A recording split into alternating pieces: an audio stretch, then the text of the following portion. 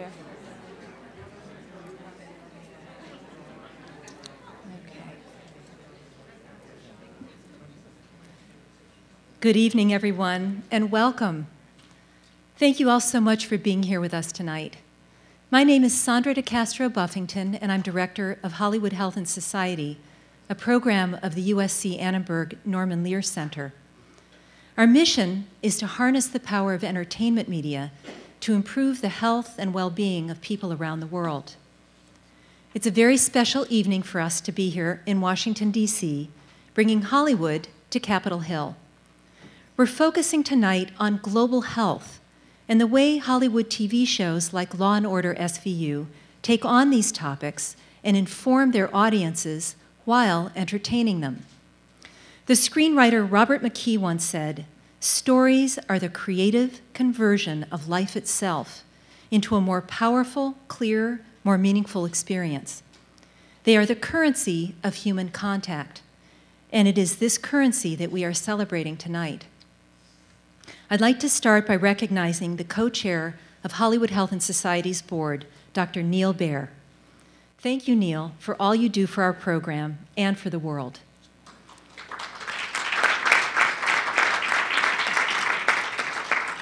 I'd also like to thank Courtney Singer, my colleague at Hollywood Health and Society, and Jean Brodeur and Jennifer Grodsky of the USC Office of Federal Relations for their contributions to this wonderful evening.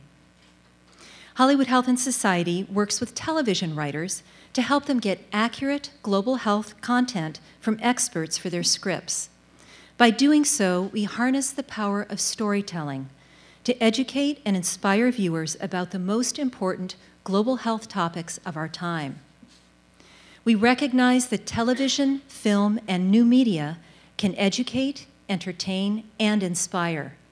And speaking of inspiration, tonight we have an extraordinary panel, including Dr. Neil Baer, executive producer of Law & Order Special Victims Unit, Mariska Hargitay, star of Law & Order Special Victims Unit, and founder of the Joyful Heart Foundation, and Sally Canfield, senior program officer at the Bill and Melinda Gates Foundation.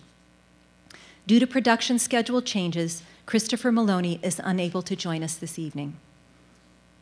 Now, I'd like to talk about Hollywood Health and Society's role as a bridge between Hollywood's creative community and the world of public health. Many of us in this room have asked, how can we possibly reach people around the world with life-saving global health information? What could possibly capture and hold their attention? As Mandela said, it always seems impossible until it's done. The answer is storytelling, on air, on screen, and online. Hollywood Health and Society works with many of the world's master storytellers.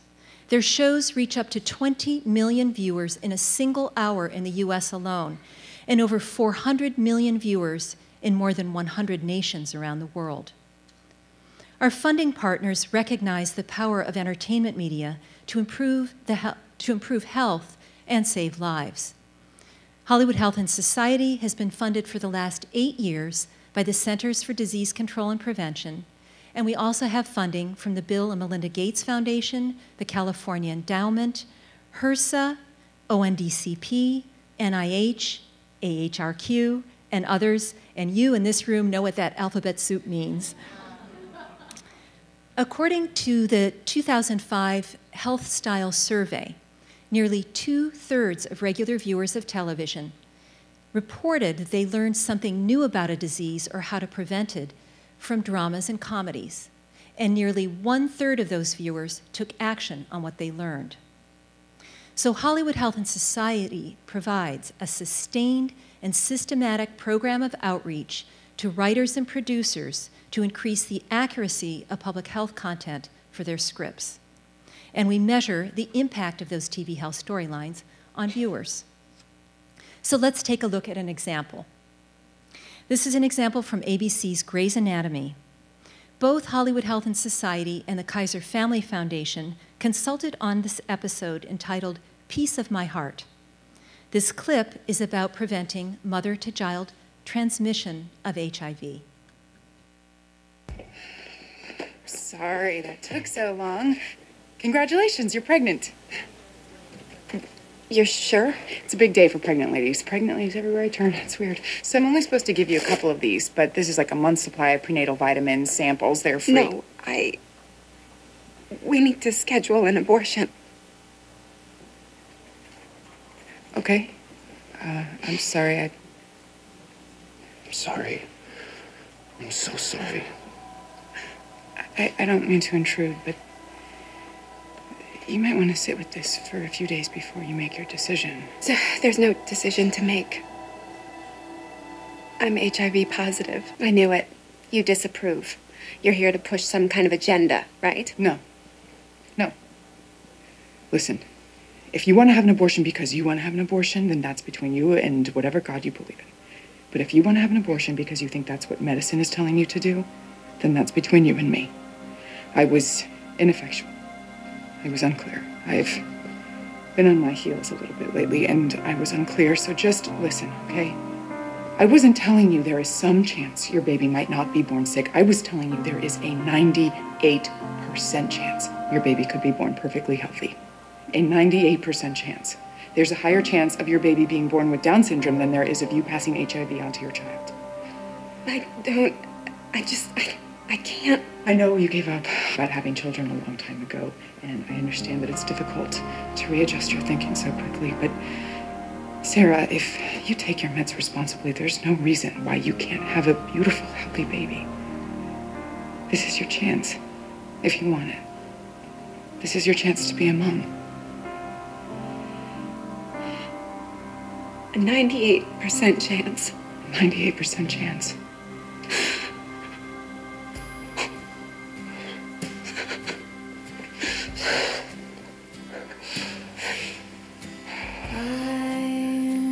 Thank you.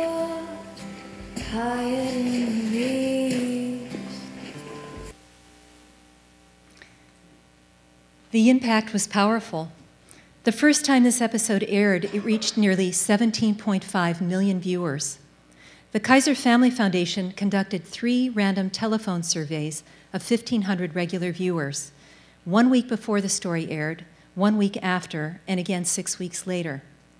The question was asked, as far as you know, if a woman who is HIV positive becomes pregnant and receives the proper treatment, what is the chance that she will give birth to a healthy baby that is a baby who is not infected with HIV? The correct answer was greater than a 90% chance. Before the episode aired, only 15% of viewers got the answer right. The week after the episode aired, 61% of viewers got the correct response. 6 weeks later, 45% remembered the information correctly. This means that from baseline to 6 weeks later, there was a 300% increase in knowledge, and that 8 million viewers learned this information for the first time. So we work with most of the major scripted shows in Hollywood, including dramas, comedies, Spanish-language telenovelas, children's programming, and more. And we recognize exemplary TV health storylines at our annual Sentinel for Health Awards ceremony at the Writers Guild of America West. And you can see Neil is moderating. Well, I guess you can't see him now. Well, now I'd like to introduce our panelists for the evening, starting with the Sentinel for Health Award winner, Dr. Neil Baer. Dr. Baer is a Harvard-trained physician, a pediatrician, and former executive producer of the Emmy Award-winning series ER. He is currently executive producer of Law & Order SVU. Dr. Baer has also somehow found the time to mentor a teenager in Mozambique who is orphaned by HIV/AIDS. The boy's name is Alcides Soares, and Dr. Baer and movie director Chris Sala gave Alcides a video camera and taught him how to shoot. The result is a stunning documentary film called Home is Where You Find It, and we'll show you clips shortly. As co-chair of our board, Dr. Baer makes a tremendous contribution not only to our program, but to many artistic and philanthropic endeavors around the world. Also joining us tonight is Mariska Hargitay. Now, it would be nice to have some light on our panelists because I don't think you can see them, and it feels a little strange to be introducing them in the dark. Thank you. Okay. I know, that would work very well. Ms. Hargitay is truly a force for social change. She has played Detective Olivia Benson on Law & Order SVU for 11 years. Mariska won the 2006 Emmy for Outstanding Actress in a Drama Series, a 2004 Golden Globe Award, and has earned many more awards and accolades. While for most, those achievements would be enough for a lifetime, Mariska is not content to stop there. Inspired by her role as Detective Benson, Mariska founded the Joyful Heart Foundation in 2004 to heal, educate, and empower survivors of sexual assault, domestic violence, and child abuse, and to shed light into the darkness that surrounds these issues. Joyful Heart runs retreat and community programs that use innovative approaches to healing. They also collaborate with government, nonprofits, advocates, and survivors to address these issues strategically. We'll hear more on the important work of the foundation from Mariska shortly. And next, I'd like to introduce Ms. Sally Canfield, Senior Program Officer for the Bill and Melinda Gates Foundation. Ms. Canfield provides strategic counsel to the foundation leadership regarding their relationships within the advocacy, policy, and political communities. Sally manages a multi-million-dollar grants portfolio that includes high-visibility partners such as the One Campaign. She has had a distinguished career in the executive branch, on Capitol Hill, and in 2 presidential campaigns. Please join me in welcoming our distinguished panelists.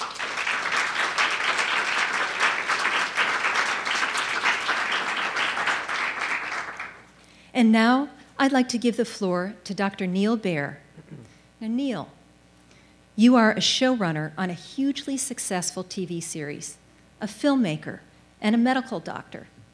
You have applied your integrity, knowledge, and skills to something rare, to addressing global health in film and television. And you take it a step further by showing women and children in developing countries how to tell their own stories. So on that note, shall we start with a clip from your documentary? Great. Just to set it up, this is I think about a 4-minute clip. I have work with an organization called Venice Arts, and we teach people photography so that they can tell their own stories. And so you'll see some of the photographs that 18 AIDS orphans took. We bring in photographers from the United States and then also use local photographers as well. And then when we leave, we establish a photographic institute wherever we've been so that the young people, we also did it with mothers who are HIV positive in Cape Town, South Africa as well, so that they could tell their own stories. Because in the past, documentarians and photojournalists have been outsiders and gone in and taken pictures and told stories and then left. And that leaves still the side of the story of those who are the insiders. So by giving people cameras, and in this case a movie camera that actually Mariska and Chris bought for us, we're able to help people tell their own stories as well, which adds more complexity and more layers to the story.